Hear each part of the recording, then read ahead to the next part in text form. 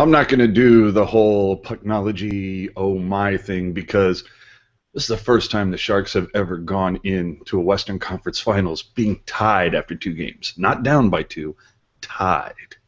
And with that, welcome to Pucknology After Dark. I'm going to be hosting it tonight because everybody else is out of town, man. What can I do? But tonight we do have the lovely and talented J. Alexander 46 with us, and of course Randall Harner. And I don't have any graphics, so just trust me when I say I'm at AJ underscore strong, respect underscore. He is at J. Alexander 46, and Harner, I always forget how many. Is it Hannner? 2 R's. 2 N's, 2 R's. 2 N's, 2 R's. I'll get it eventually. I don't have a graphic to refer to, damn it. But the Sharks, oh boy, they showed up tonight in a big way. That was a statement game, if you ask me. Marty Jones with the shutout. Sharks go home, back to the tank with a nice 4-0 win, coming back tied in the series.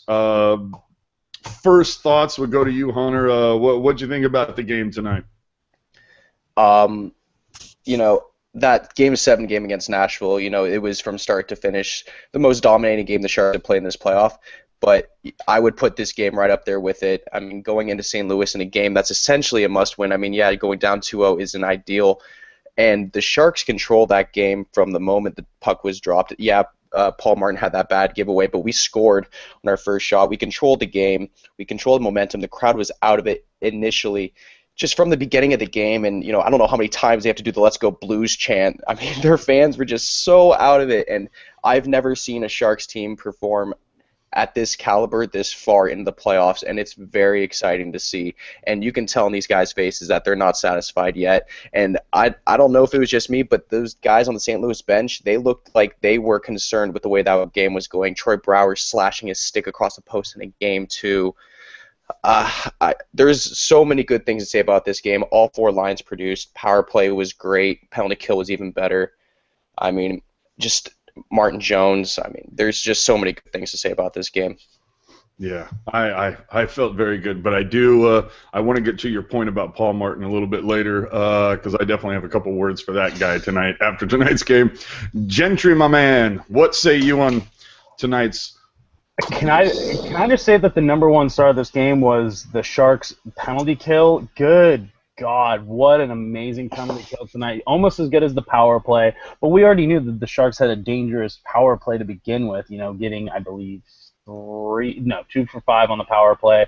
Both of them just rockets from Brent Burns on either on a one-timer or just from his wheelhouse. And I love this game. I liked watching it, and I liked the fact that it was all the lines contributing. And glad to see Thornton's okay after taking a stick to the hand. So hopefully that's not going to affect him in the long run. So kudos to that. And Martin Jones, yeah. Hey guys, remember when y'all wanted Reimer in net tonight? Yeah, shut up. No doubt. Yeah, for me, just my quick thoughts over the game.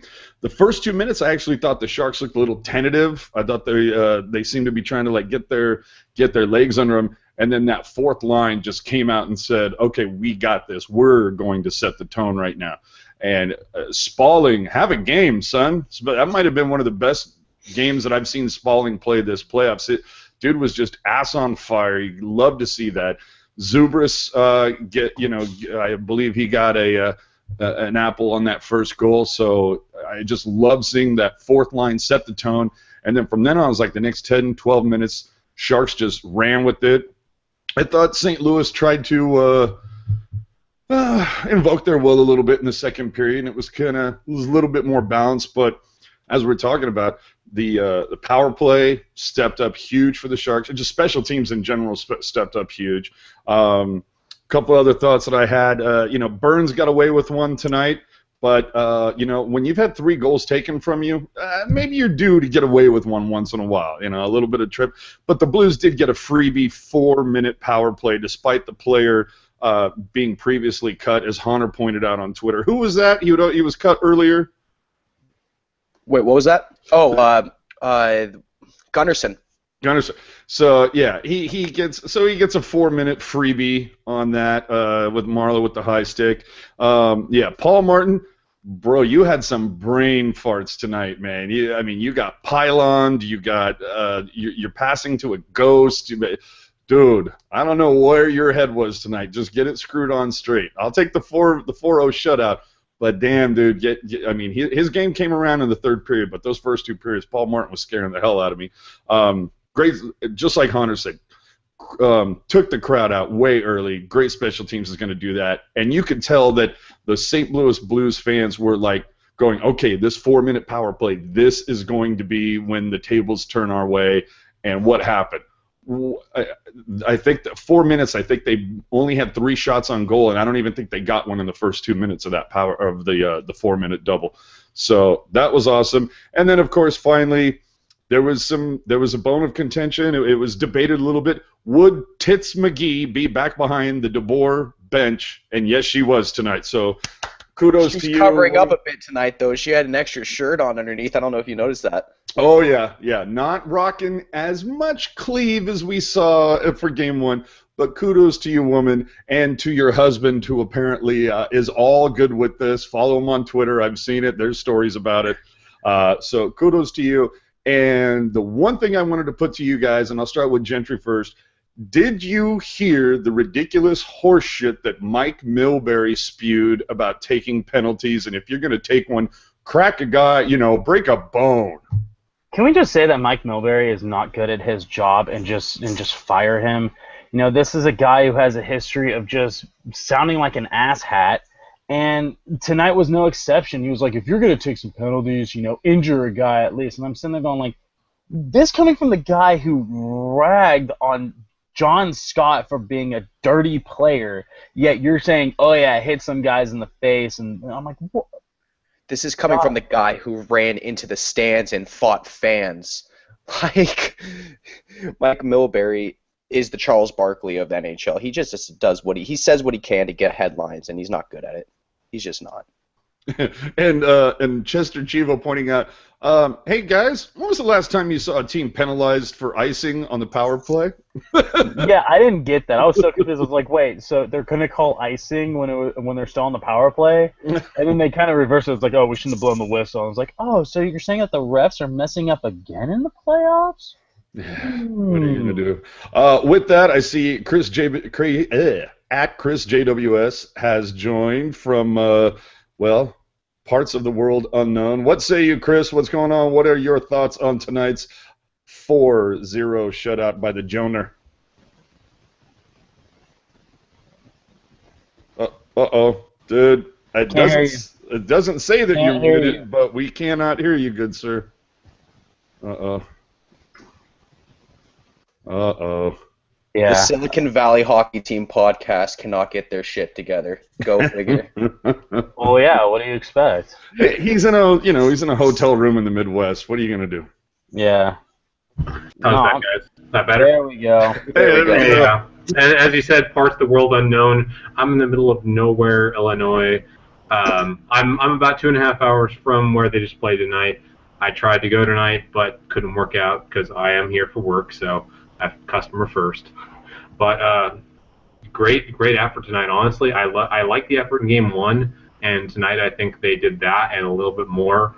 They scored on the power play. It was everything I wanted to see, and I thought they could do in Game 2.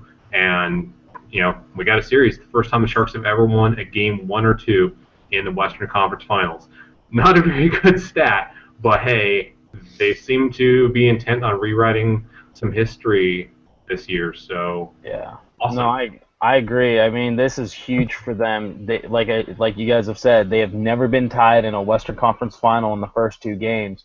They've always been down 2-0 and they've won maybe 1. And then they've given up the rest of it. But I think that Jones responded. I think Jones had he had a decent game, and I think it was just bad puck luck, on that second goal in Game 1. But look how well he responded tonight. And he had some help from his good friends, Siegfried and Royd, on the posts. I think that the defense was really okay, but it was Jones and it was the power play that got the Sharks through this, and the PK. Good God, the PK. Yeah, special teams and Jones, man, have yourselves a game way too because I think Hunter mentioned it earlier. They played a good game in game one. I mean, they just came up just a hair short, like just one little bounce here or there. Get a lot of posts. Yeah, not only that, and then if maybe if that whistle doesn't get blown so quickly in game one, maybe that goes to OT. Maybe the Sharks find a way to get it and bring it home 2-0. But we said it after game one is we all, for the most part, there might have been one or two people, especially one who lives in San Diego, that felt a little downtrodden. But I know Ian and I were pretty upbeat, going, this is a better team than Nashville, and they're a better version of Nashville. But the Sharks still played a really good game, and we were pretty confident they were going to come back, tied with this, with a great opportunity to take the series lead. So for all the people that were panicking after game one, man, you feeling a little bit better now? Yeah. I know. Yeah. And also, I just want to point out that I just read this on the screen, that this is the first time in the playoffs this season, in this playoff series or whatever, that the Blues have been shut out. So kudos to the Sharks for taking them to task. This is an effort that was almost, I felt like it was just as good as their series against the Kings. This had everything to it, and this was the Sharks dictating the pace of the game. They dictated it with the power play, and they played and they kept the Blues to the perimeter, didn't let them get a lot of chances. So wow. And I hope Ken Hitchcock Jones shut them out. So what was that, Chris? I was saying the chances the Blues did get, though, Jones closed the door.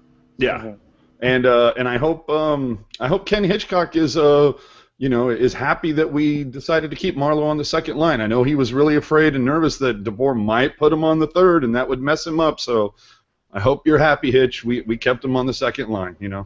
I think something tonight really illustrates what I've been saying for a while. You can't react too much to any one game. Like, any team can have a bad game, even great teams. Like, you have to take one game within the context of the other games around it. You look at last game, right before it, they blew out Nashville.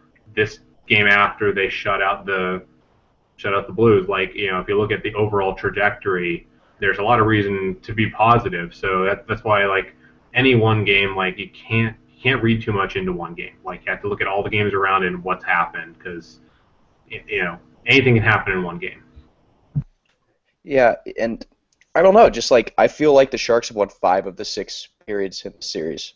Like, even though St. Louis scored in the second period, I mean, that's a garbage goal. Jones usually doesn't give up something like that. It was a weird tip off Tierney trying to deflect it, but I think the Sharks play the same game that they essentially had in the second period of game one tonight, but it just stretched out for 3 periods. And anytime they got a power play, we came back and we got a power play right back, and it was sort of back and forth, and we never allowed them to get any sort of momentum, whether they had a close scoring opportunity or whether Elliott made a big save. We never let their fans get involved into the game, and we never let them get any sort of multiple shifts where they were pressuring. And I think the Sharks have done an incredible job taking Tarasenko out of this series, because anytime we're on the power play, he's not on the ice. And anytime we've been on the PK, we've been allowing him to not get the puck. Yeah, he's had a couple of chances where he stole the puck from Martin, and he had a close chance. But, I mean, we shut down Nashville's big scores when we had to, and we've shut down Tarasenko so far.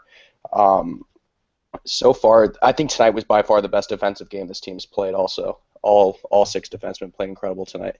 Yeah, I would agree with that. And still, throw on top of it, it was not Paul Martin's best game, and yet It was still a really, really good defensive effort, especially on that PK. I mean, when Couture is in the box, one of their best, penalty killers. Marleau's in for 4, a pretty good killer. So that was, I'm really impressed with the way that the guys kind of held each other up, and like I said, that fourth line, this might have been the best game I've seen that fourth line play complete, top to bottom from start to finish. I mean, like I said, really was start to finish. They came out banging. Like I said, Spalling looked fantastic in that first shift, and then to end it on Zubris empty net, that's just can't get any better. And you're having a good game when they've got GIFs and video of St. Louis fans next to the San Jose box, and Joe Thornton's kind of grooving with them, which is going around right now. Interesting stat is that the Sharks are 4-1 following a loss in a postseason game in this postseason. So I mean, It's a different team. it's definitely a different team. They, oh God, that is a great stat to read. Where they sit there and say, we had a bad game, we're going to play better next time, and 4 out of those times they've been right. So good for them. Yeah, they've definitely had more bounce back in them, and I think it helps that I don't think last game was anything they should have hung their heads about. Like, I think last game they played pretty well. Yeah. They needed a power play score. They could have tightened up a little bit defensively, but overall, nothing to be ashamed of after last game. It was like I was saying, like, do that, just do a little bit better at that. Just you can beat them. They had a golden opportunity in game 1, but this time they cashed in and they got it. I mean, they dominated possession all night long. If you look at the advanced stats, pretty much until the game was out of hand for the Blues, the Sharks were dominating the puck. Like, saying they weren't getting consecutive shifts because the Sharks were owning the puck in the first 2 periods. Yeah, and we're even, and this is a very Chris JWS type tweet, but we have a tweet from Amy that says, a guy like Steve Ott is only a liability in the playoffs, and tonight he really drove that point home. And I was like, wow, that is so Chris JWS right there. I'd argue he's a regular season liability as well. But, in the postseason where, it said, like, bounces can determine series in the postseason. Like, bounces determine games all the time, but they can determine series as well. And if it's going to be a close series, you can't have a guy who is not bringing much in terms of hockey and bringing a lot in terms of knuckleheadness. Yeah. I mean, it's nice to see, and also it's nice to see the big players coming up. I just want to point out that congrats to the X factor of the postseason, Logan Couture setting a franchise record with 19 points for the Sharks. Kudos to you.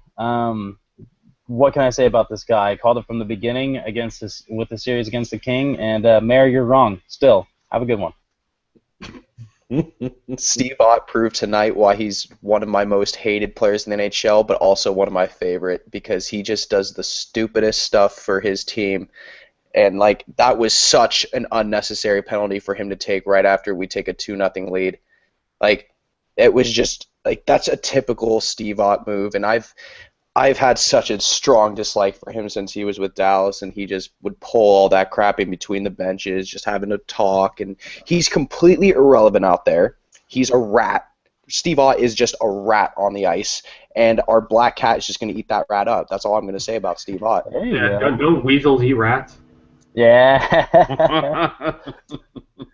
No, and it's like, it's not, and Steve Ott's not even a good, rat to begin with. I mean, it's like Brad Marchand plays the same way, but he could put the pucks to the net. Steve Ott is just there to stir crap and then take dumb penalties, and then he puts his team behind because they're on the penalty kill most of the time. That's what I'm saying. Like, I don't mind knuckleheads that can score, but knuckleheads that offer nothing in hockey-wise and just, that's all they do. Yeah, the Steve Downeys of the world are far and few between. Yeah, or the Ryan Cloves in their prime are far and few between. Rafi Torres wasn't bad either. Like, no. for all the crap he got, the guy had a scoring touch. He could actually play hockey when he wasn't taking cheap shots. Yeah, but Steve Ott's had that douchebag label on him for a long time. Yeah, but Ryan Clough was such a prevalent player that he was able to contribute to the game from the bench. Oh, classic. That never gets old. Oh, no.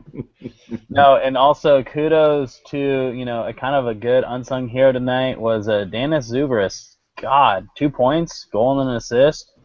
2 points, but I mean, you could see, like, the way he was playing. He was, even when, like, they weren't scoring, he was making great plays on the boards, hitting guys, knocking pucks loose. That's what we needed. We needed a veteran presence on that fourth line, and he's been here before. He knows Dorber's system, and he got rewarded tonight. He got the assist on the first goal from Tommy Wingels, and he got the empty netter just to kind of put the cherry on top of it.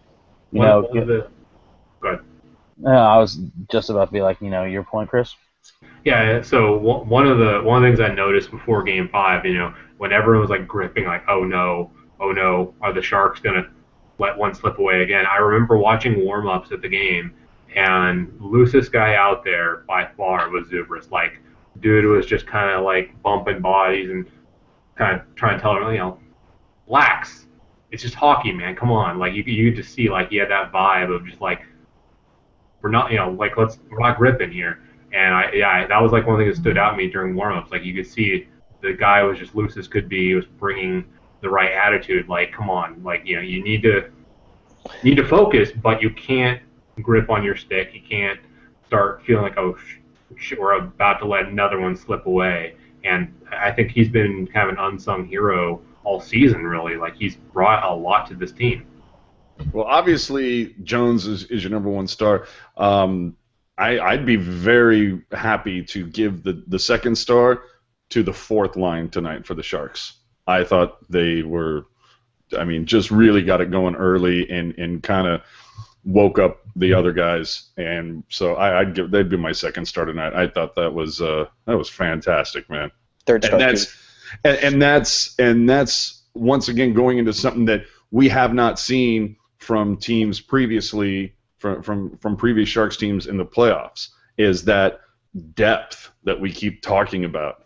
And just to see that, if the Sharks, and I hate to kind of jump the gun and everything like that, if the Sharks make it to the final, to the Stanley Cup final, the prevalent opinion seems to be that they'll take the cup in a walk.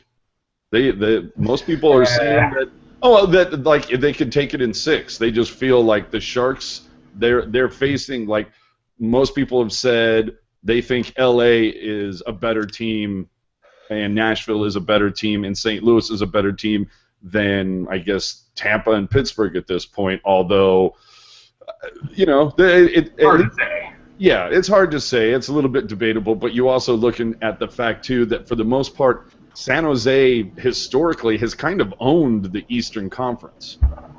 Yep, that is true.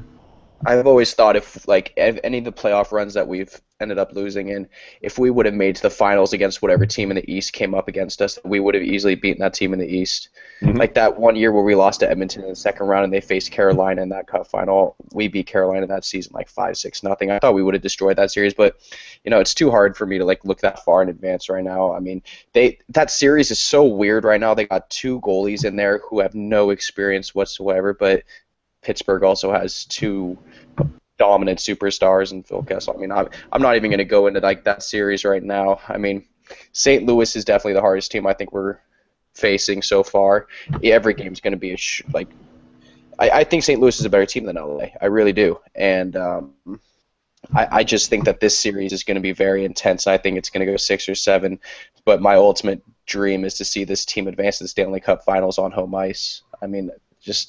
That would just be incredible, and I think if the Sharks can win these 2 next home games, I think they're going to do it, and that would just be incredible. Yeah, me too. And our one of our favorites, Chester Chivo, chiming in, the Sharks have more wins in the Western Conference Finals this season than the Warriors have in their conference finals right now.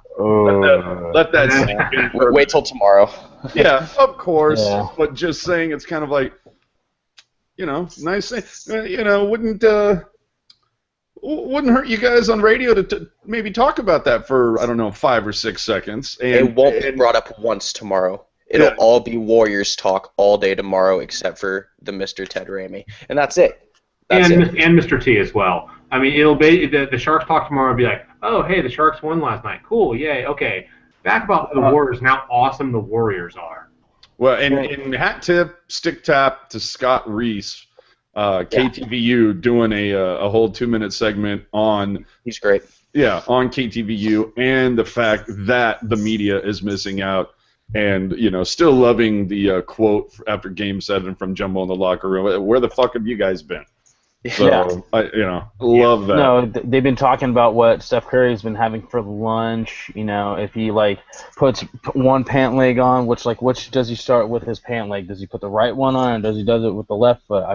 We need to know these things because Steph Curry. But then again, I don't mind that we're not getting the media coverage, because then if we win the whole thing, then it's going to be like, oh yeah, I've been here the whole time. Yeah, right. We could prove that you haven't.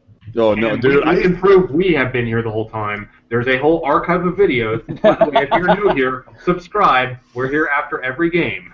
Yes, and in fact, you know what? A great point. I did neglect to do that. If you are new to the show, welcome, bienvenue, whatever. But if you could hit that subscribe button right underneath, we'd really appreciate that. I can talk, I swear to God. But once again, you can hit us up on the Twitter machine or in the Google chat if you want. At ChrisJWS, at JAlexander46, at AJ_Strong. Let's see if I do it right. At Honor, HAHNNERR. There you go. Oh, holy crap! I got it on the first try. All right. So with that, I think we kind of covered tonight's game. I mean, it was just a thing of beauty. Special teams, they got it going early. The special teams worked it out. Jones was just a monster tonight, and looking forward, you would think that it's only going to get better for the Sharks, because obviously they now get the next two at home. They get to play the matchup game. What are you looking for, Hunter, in this first, on Thursday night? What do you think? The Blues make any significant changes, or what say you? They had a couple guys get banged up tonight. I mean, like Steen took a weird knee injury. Berglund went into the boards awkwardly. Gunnarsson was into the door. Yeah, that was just a fluky play. I wouldn't be surprised to see them shake something up, because they don't feel like they've controlled this series much, and you can tell by the way that they've been talking to the media and the way they've been approaching interviews and stuff. They're just like they don't feel I don't think they're confident right now, and they need something different in that locker room to shake something up. I think their lines are going to be a little bit different, but I think the key for the Sharks next game is to get a quick start like they did tonight, get a goal within the first 5 minutes, get another power play goal, and then kill their penalties. Martin Jones is going to do what Martin Jones has been doing all year. If we can, hold he's going to hold them to 2 or 3 goals tops. In my opinion, I don't see them scoring more than that on Jones. And if our offense is rolling, I mean, it's just so funny when you talk about Jones. Jones is going to let in 2 or 3 tops, and it seems like when we talked about Niemi, it's like he's going to let in 2 or 3 minimum. So yeah, 100%. Like this, I just read a stat. Like Martin Jones is the first Sharks goaltender to ever get multiple shutouts in the playoffs.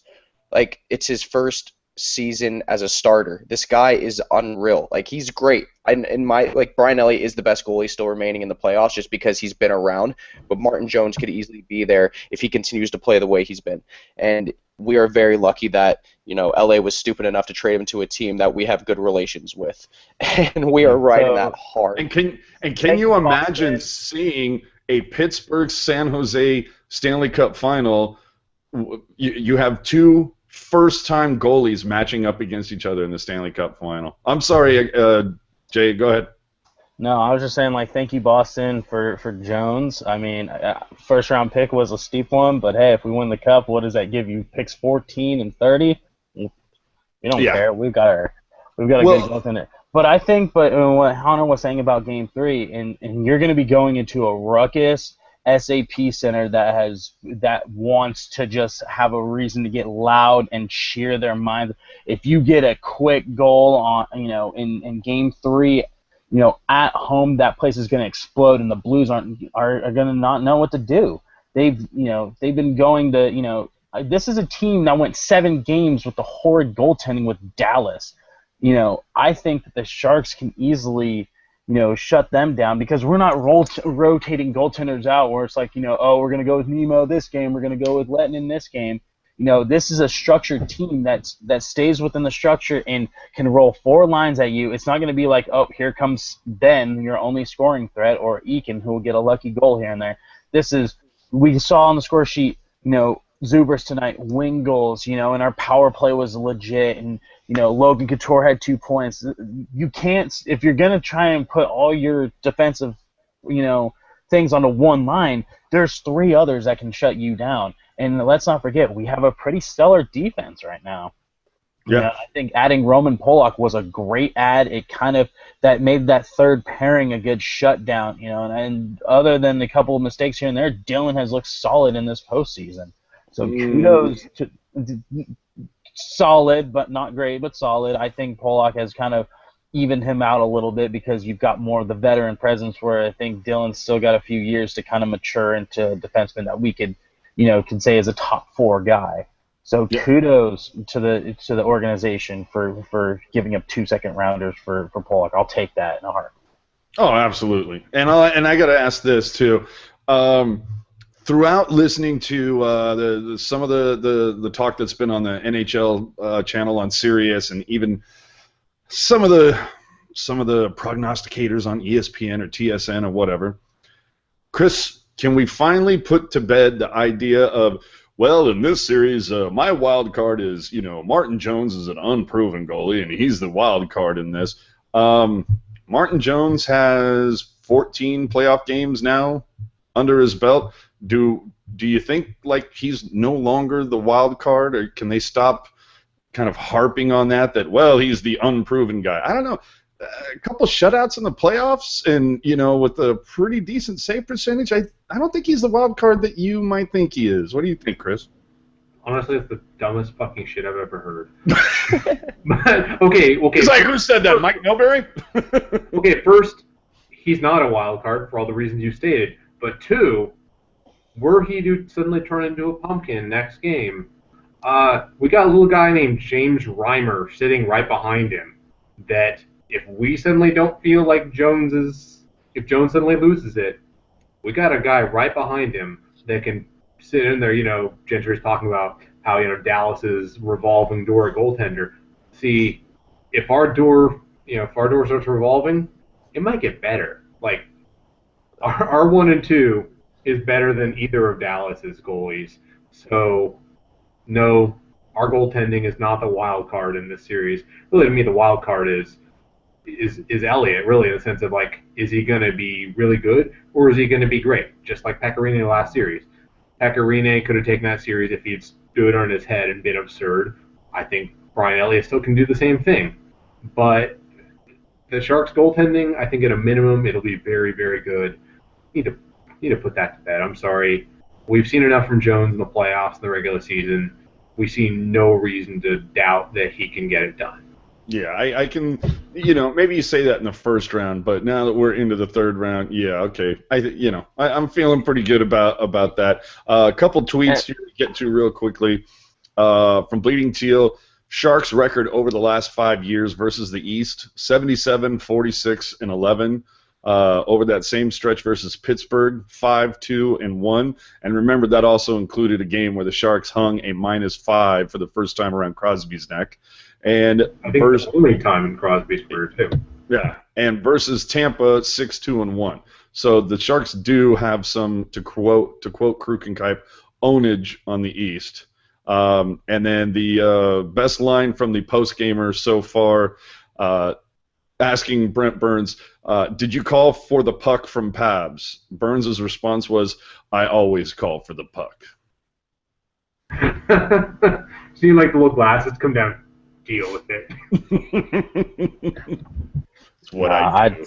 I just I like the makeup of what this team is, that they can respond to criticism. If they have a bad game, they're 4-1 and in response to losses. I mean, that to me is an important stat, because usually it'd just be like, it would be the opposite. It's like we'd have a bad game and then we'd have to let in have another bad game, because it just kind of seemed like, okay, we panicked a little bit. But Dorbur is just like has so much faith in his locker room that it's just, I think that kind of takes the pressure off. And even if Joe Pavelski only has 1 point in a game, you've got Zubris with 2, and what can you say about this team? This is almost magical that's happening right now.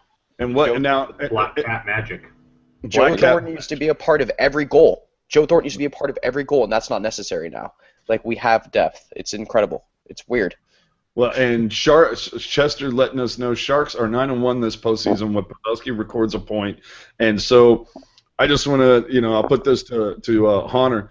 What do you expect now when they come back on Thursday after seeing the last 2 home games that the Sharks have played, Game 7 and Game 5, which were, what was the combined score on that, like 9-1 or something? I mean, yeah. They were huge in games 5 and 7 at home, and it seemed like not only, of course, do you want to get to the next round, but it also seemed to be a statement of we're tired of this stink that we had all season on home ice, and we're going to shake that off now and put that stink to bed. Yeah, I mean, for the past 10 years, the Sharks have been one of the best home teams in the NHL. I think they proved that in the last month that they were trying to change some things. They were beating a lot of good teams in the East, and when the game started to matter, a lot more at least, they were proving that they were the better team on the ice. And whether it was home or away, I don't really know if that made much of a difference, but I think that they're feeding off the crowd's energy right now. I think that they can tell that the fans are really passionate right now, that the playoffs are back in San Jose. St. Louis is going to be hungry, though, too, like, as much as we're passionate about this and as much as Sharks fans think that they've had heartbreak, those St. Louis fans have had double what we've had. And, I mean, those players know it just as well. I expect this team to come out hard and fast.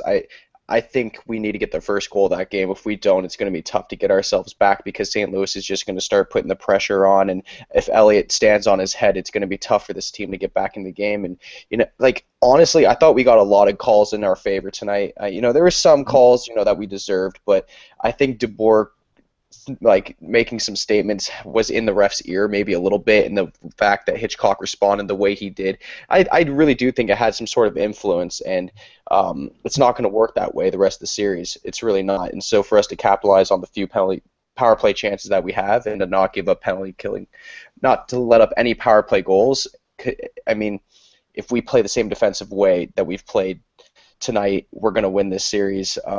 But the team's already forgotten about this game. They're on the plane, they're on their way home, and they're already preparing for Thursday. So it'll be interesting to see how they come out. I do want to say, though, is that, oh, God, please don't forget my point. No, I think you can't, if you look at the Sharks playoff, this whole postseason, is that Sharks have faced really, really good teams, and so has St. Louis. St. Louis, Sharks and St. Louis have both had those emotional first rounds where they fought off there and exercised some demons. And then they've had a challenging second round where I think the Sharks had a more challenging because I think that Nashville's better defensively than Dallas was. So, but the fact that St. Louis, could not, for some god-awful reason, get their crap together and end that series quickly, it proved to actually help out the Sharks, because if you look at the Blues have played 14 games. The Sharks have played less than that. So I think if you get to home ice and if the Sharks take Game 3, I think you're going to start seeing the St. Louis Blues kind of sit there and go like, oh, man, we're just exhausted and this team is just firing on all cylinders. They might. I think this is going to get into their heads a lot quicker than if it was, during that first round, because they were just so emotionally invested. Where I think it's this time they're spent, and I think if the Sharks can take advantage of that, we're going to the Cup. Yeah, I would love to take that and love to see it happen. Go ahead, Chris, for a quick second. Then I got a couple tweets I want to touch on. Sure. Yeah, I mean, I like the Sharks' chances at home because unlike the Nashville series, there is no great matchup that St. Louis can exploit, because the Nashville series, they posed their top line against ours. They were winning that. They could neutralize our top line and score simultaneously when they were able to have last change. But at home, obviously, we could adjust that in our favor. In the first two games, I don't see any matchup here that the Blues are clearly winning. Like, some that may get a little better end of it, but there's none that's like, there's no clear advantage there. So when the Sharks have last change and their opportunity to start getting their top line, their second line there against some softer matchups, I really like their chances of winning at home. So I think the worst we see happen here is it's 2-2 after 4 games, and that's no reason to panic. That's not at all. That's in the Western Conference Finals. I would expect nothing less. Yeah. To hit a couple of the social media things, Zach Aramayan, I'm probably not pronouncing that correctly. He's talking about the calls and maybe getting a couple calls that either went our way or maybe we got away with something. But pointing out, it's not like we killed 6 penalties, including a double minor in 30 seconds of a 5-on-3. Oh wait. And for those of you not following what was going on with Mike Milbury's idiotic comments tonight, now Greg Wazinski is getting into it. He just tweeted out a video, and somebody said, "Oh, well, he said it in tongue-in-cheek," and Wazinski pointing out, no, he legitimately said that as a coach, he'd be upset if a player took a slashing penalty and didn't injure someone during it. So, Mike Milbury, way to go there. That village is happy to have you as their idiot. So, yeah, looking on, I can't tell you how good I feel about Thursday night. Like, I just feel very confident. Just like Chris was pointing out, there's just no weakness right now that they've been able to exploit. Just like Gentry pointed out, that St. Louis has played a lot of hockey. So, I mean, they went to Game 7 against Chicago, right? Went to Game 7 against Dallas, right? So they got to, and San Jose, they went to 7-2, but they just, I can't remember which one of you said it. I think it was Gentry, where it's just like, it just feels right. It feels like it's our time. I get more and more optimistic and confident about it, and it's like, come on, the silver anniversary. You have to win something really big and really silver in your silver anniversary, right? And I think, and to the advantage for the Sharks yet again is that we played a hard-checking series against the Kings, and that was only in 5, whereas the Blues have had to play a hard-checking series against the Blackhawks, and that was 7. So it's like it starts to wear at you, and then you start seeing and if you look at the minute distribution between all 4 lines for the Sharks and for the Blues, it's almost, I feel like it's almost night and day, because they have to rely on their top 6 a little too much. Because whereas Dober is just like, all right, I'm going to put my 3rd line out there, and they're going to execute some chances, and so to my 4th line. He's trusting all of his lines, where it kind of seems like Hitchcock is just like, he's like, it's a critical moment. I need these guys out there to do work for me. So, kudos to the. It's weird for me to say this. Kudos to Doug Wilson for putting together a really good team. I've been saying for a little while now. PDB had a big part in it. Yeah, Well, Peter DeBoer is part of it, but I was saying for a while now, give the man his credit. Like, I was kind of on I think Doug Wilson's time is over here bandwagon a year ago, but honestly, he's done an incredible job. Like, every move he's made pretty much has been money. Like, anything little things like Zubris, Reimer, Pollock, to the bigger moves, like, it's been pure money. Like, if it ends up with a parade down Santa Clara Street, everything he did was perfect. That's all it comes down to. I was there at the fan appreciation night last game of the season, no playoffs, and to hear chants of "Fire Doug Wilson" from the crowd and to be where we are right now, it's very impressive, and I'll say that. Well, and it's for as much as we talk about with the Warriors getting all the love, there seems to, I have a faint memory of, I believe, somebody very high up with the Warriors getting booed off their floor, and like Rick Barry having to come out and say, brand new they're brand new owner, yeah. Yeah, right after they traded Monte Ellis, and Rick Barry had to go like, "You should be ashamed. You guys are the best fans in the NBA. This is going to be a good team." Yeah. Yeah, and now they all had to, eat their words a little bit later. Right. So hopefully those same fans last season at Fan Appreciation have to go through the same, get a napkin, get a fork, get a knife. I hope the crow tastes mighty good. I really do. Let's be honest, AJ. You and I would have been enjoying those same fans a year ago. Oh, absolutely. So let's not be all self-righteous here. But at the same time, we're jumping right back on the bandwagon here, saying, you know what? Okay, maybe we were wrong about this. Unlike some certain fans that literally, I'm sure, if the Sharks win the Cup, they would still find a reason to complain. Oh, of course. You know who? Oh yeah, the trolls. Yeah. Trolls.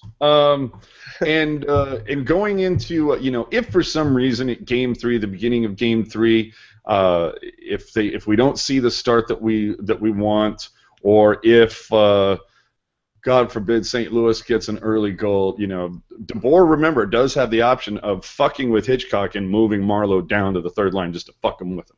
Just to, I think even if the Sharks were to lose Game 3, it's not impossible.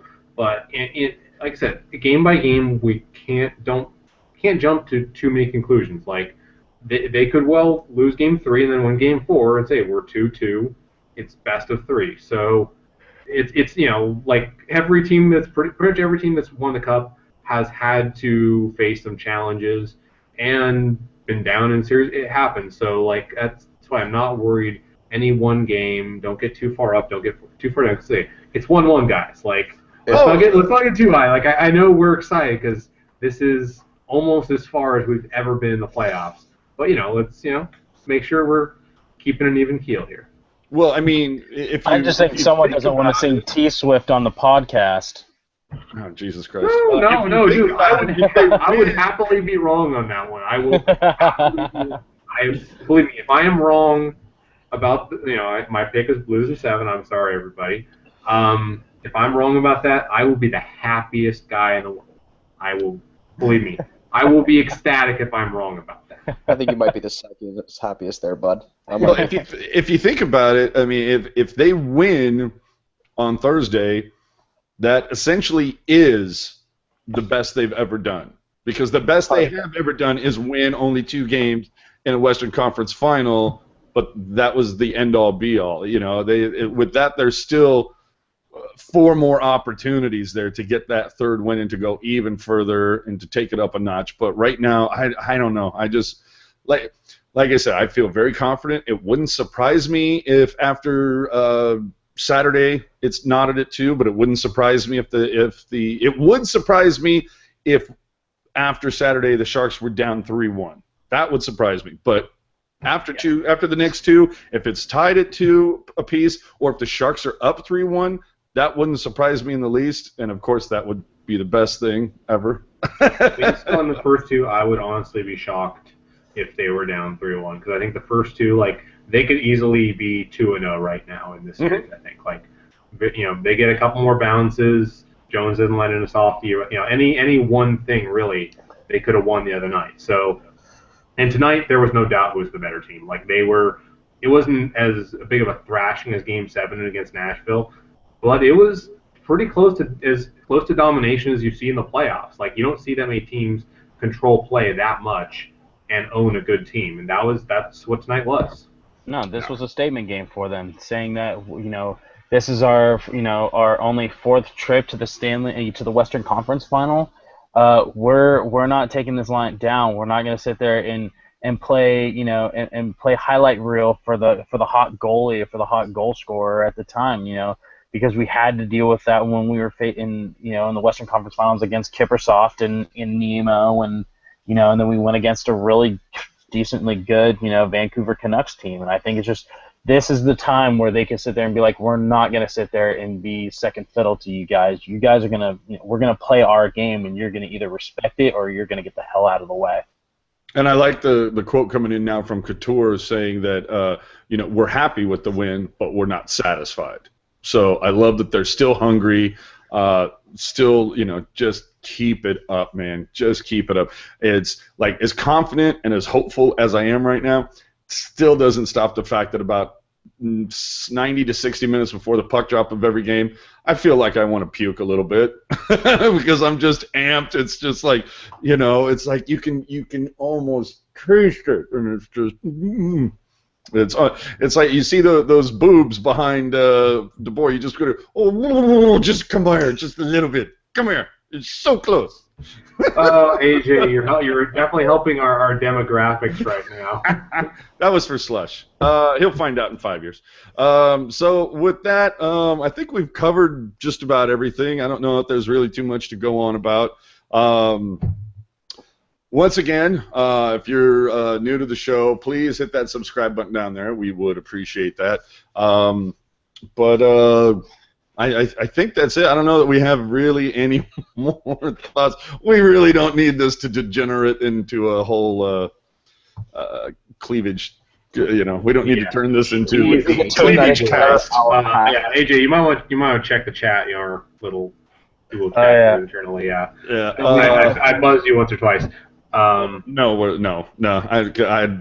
It's gonna ruin my night. Chester, a couple of quick ones from Chester before we do final thoughts. Saying might want to update fans that because I guess some people are. All the people that mindlessly kept on putting hashtag NHL17 Pavelski are all saying, okay, who won? Who won? Okay, boys and girls, for those of you who do not know, we won't know until the NHL awards in Vegas after the playoffs. So just letting you know, when we find out, the same time that we find out who won the Norris and all that good stuff, that's also when we'll find out who's on the cover. So you can wait until after playoffs before we find that out. Also pointing out, it was kind of a little tricky there. They got that wrong misspelling for the last name trending there, so everybody started messing up. Yeah. St. Louis had to have a part in that. Oh, absolutely, little douche. Pavleski. I'm still on team NHL 17 Black Cat. There you go. I would like that. Chester also saying, do you think Doc and Pierre will be doing Game 4 since it's an NBC game? Since it's NBC, I would say, yeah, unfortunately, probably. That's probably more than likely to happen. Which really, I have a friend who's has tickets that they wanted to take me to the Giants game this Saturday, and both the Giants and the Sharks game start at 4:00. And Sharks.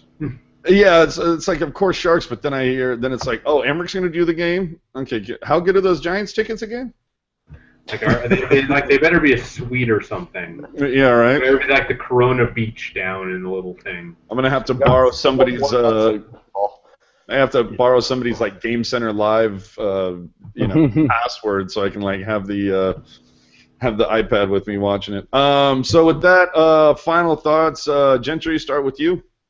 I thought this was a really good game. It was a good statement game. It showed that the Sharks are not going to be pushed away too easy, and kudos to Couture for just leading by example. There's a reason why he has the A on his jersey, and he's doing what he needs to, and yay Jones. Chris? Final thought is, as opposed to the last two times in the Western Conference Final, after two games, I think this is the first time I felt, yes, these guys are right there with this team, maybe better. After against the Blackhawks, I mean, we knew that series was over after two, probably, because that team was so good. Against Vancouver, it felt inevitable. Against this team, the Sharks, I think, have a very legitimate shot at taking it. Like I've been saying, though, don't get too high, don't get too low. Enjoy the highs when we win the series, but don't overreact to one game, because there's going to be ebbs and flows, back and forth is how hockey is. So enjoy the ride, and if the Sharks do get to the Cup final, all those years of suffering will make it that much better. Yeah, absolutely. And Honor? Loved the last 5 periods of this series. Like to see play stay similar. I expect Steve Ott to continue to be Steve Ott and look to injure somebody, and that's the honest truth. Like, honestly, we're very lucky. Joe Pavelski was fine after that hit. He could have got some whiplash, or he could have hurt his neck. I expect them to start going after our star players. I don't want to see this team to take undisciplined penalties like St. Louis was taking tonight.